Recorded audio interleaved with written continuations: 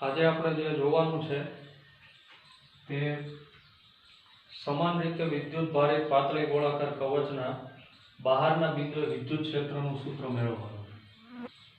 આપણો જે પ્રશ્ન છે તે આ રીતના કે સમાન રીતે વિદ્યુત ભારિત ગોળાકાર કવચના બહારના બિંદુએ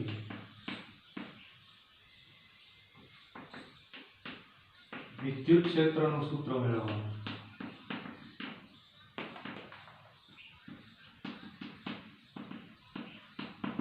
જે પ્રશ્ન છે કે સમાન રીતે વિદ્યુત ભારિત જે ગોળાકાર કવચ આપેલી છે એના બહારના બિંદુએ આપણે વિદ્યુત ક્ષેત્રનું સૂત્ર મેળવવાનું.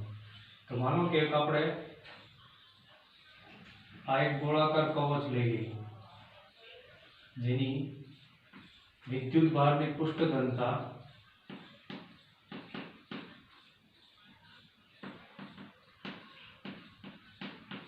સિગ્મા છે એવી એક સમાન રીતે વિદ્યુત ભારિત ગોળાકાર કવચ લઈ લીધી.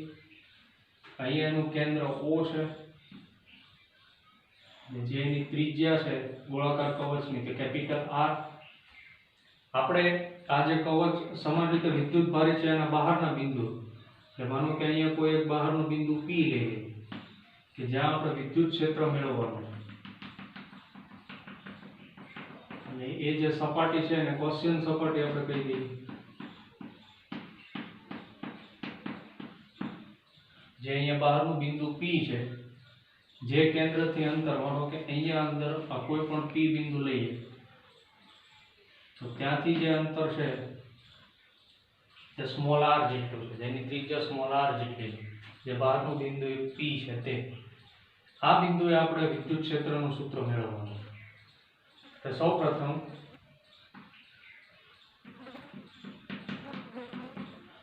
કેન્દ્રથી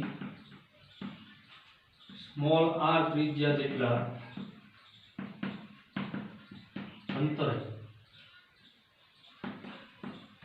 P બિંદુ આવે છે.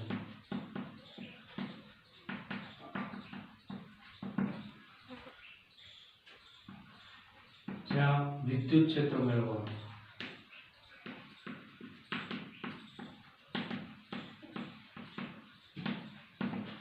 અહીંયા આ P બિંદુએ આપણે વિદ્યુત ક્ષેત્ર E, જે આપણે સૂત્ર થિયરીમાં જોઈ ગયા તે E = જે અહીંયા ક્ષેત્રફળ જે આપણે ડેલ S જેટલું ક્ષેત્રફળ લઈએ અને E જેટલું ક્ષેત્ર લઈ લઈએ તો એ બંનેના ગુણાકારમાં આપણને મળતું પહેલા ફ્લક્સ મળે. એ ફ્લક્સ ઉપરથી આગળ પછી આપણે ગૌસના નિયમ મુજબ પણ અહીંયા સૌપ્રથમ ડેલ S જેટલા ક્ષેત્રફળ ખંડ તેમજ E જેટલા ક્ષેત્રમાંથી પસાર થતું ફ્લક્સ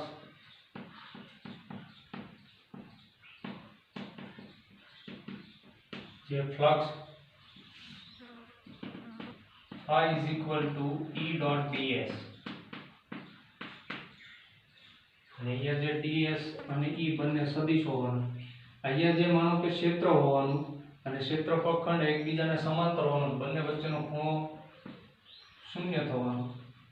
તો E ડોટ અહીંયા ડોટ સાઇન દૂર કરીએ એટલે E ds cos θ, જ્યાં ખૂણો બંને વચ્ચેનો શૂન્ય રહેવાનો. E cos 0 ની કિંમત 1 તો આવવાનું E ડોટ EDS. જે અહીંયા ડેલ S છે તે અહીંયા ધારી લીધેલો કોઈ એક સૂક્ષ્મ ક્ષેત્રફળ ખંડ છે.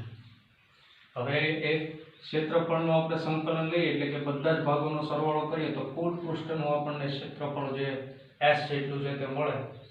તો એનો સરવાળો લઈ લઈએ.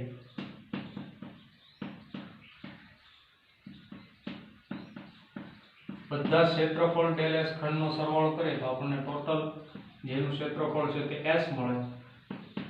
E ડોટ S ને ક્ષેત્રફળ આપણે ગોળાનું જાણીએ છીએ તો 4πr² છે.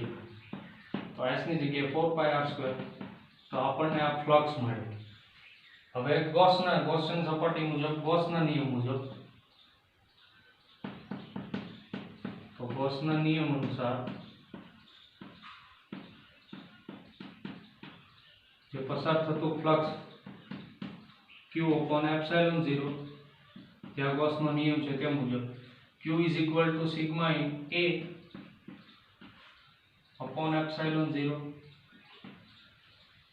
સિગ્મા આપણે અહીંયા જાણીએ છીએ, આ જે a છે તે આ ગૌસિયન સપાટીનું ક્ષેત્રફળ આપણે જે ધારેલું છે તે, આમાં લીધેલું છે તે, એનું ક્ષેત્રફળ 4πr² જેટલું /ε0.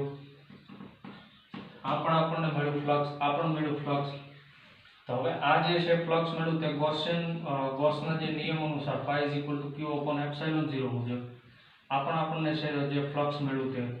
હવે બંનેને સરખાવી દઈએ.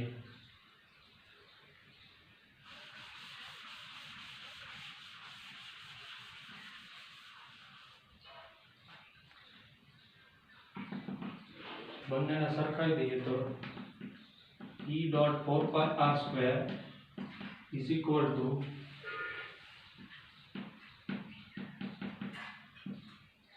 /ε0. 4π કેન્સલ, તો આપણને E જે ક્ષેત્ર મળશે સિગ્મા × r² /ε0 × સ્મોલ r². આપણને E મળ્યું જે ક્ષેત્ર છે તે. હવે બીજું, જેમાં આ સિગ્મા આપણે અહીંયા જોયું તે મુજબ q = સિગ્મા a, તો સિગ્મા = q/a. તો આપણે સિગ્માની જગ્યાએ q/a મૂકીએ.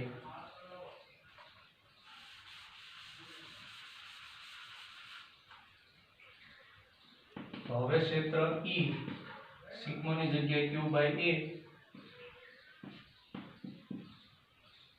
r², capital R², /ε0 small r².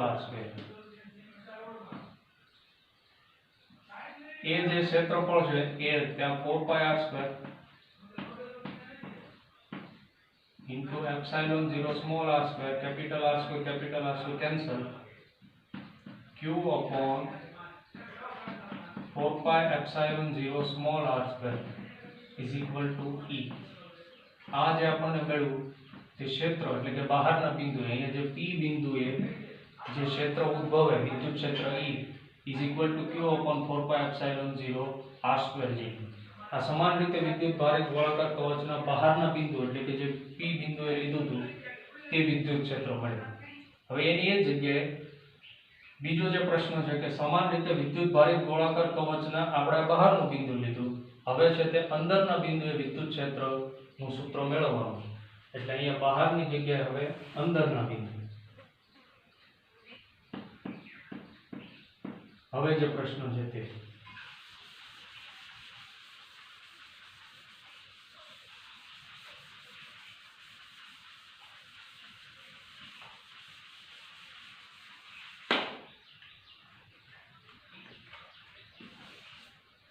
અંદરના બિંદુએ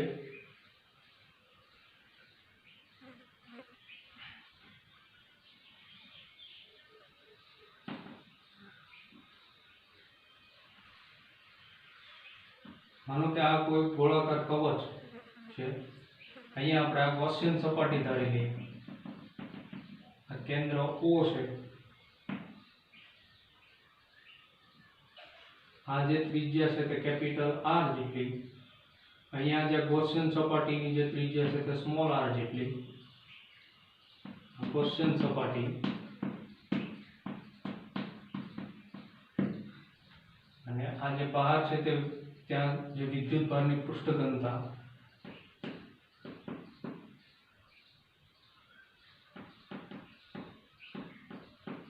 જે સિગ્મા જેટલી આપણે લઈ લઈએ, જે વિદ્યુત ભારની પૃષ્ઠ ઘનતા સિગ્મા જેટલી, અને આ જે છે તે ગૌસિયન સપાટી જેની ત્રિજ્યા r, અહીંયા જે કેન્દ્ર છે તે O જે એનું કેન્દ્ર બતાવે ગોળાનું. આ છે તે સમાન રીતે વિદ્યુત ભારિત ગોળાકાર કવચ છે, તેનું અંદરનું બિંદુ અહીંયા આપણે P લઈએ. એ P બિંદુએ આપણે વિદ્યુત ક્ષેત્રનું સૂત્ર મેળવવાનું છે. તો અહીંયા આપણે સૌપ્રથમ ગૌસના નિયમ મુજબ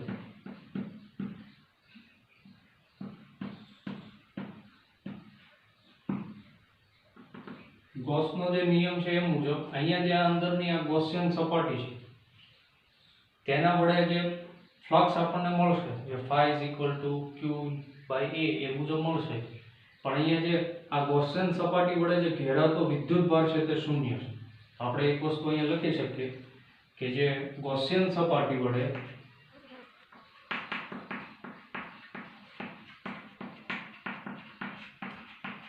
ઘેરાતો વિદ્યુતભાર શૂન્ય છે. તો આના જે કવચ વડે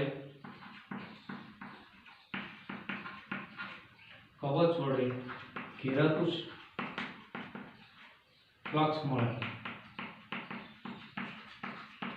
મળશે આપણને, પણ એ જે સપાટી વડે ઘેરાતો વિદ્યુતભાર શૂન્ય છે, એટલા માટે આપણે ગૌસના નિયમ મુજબ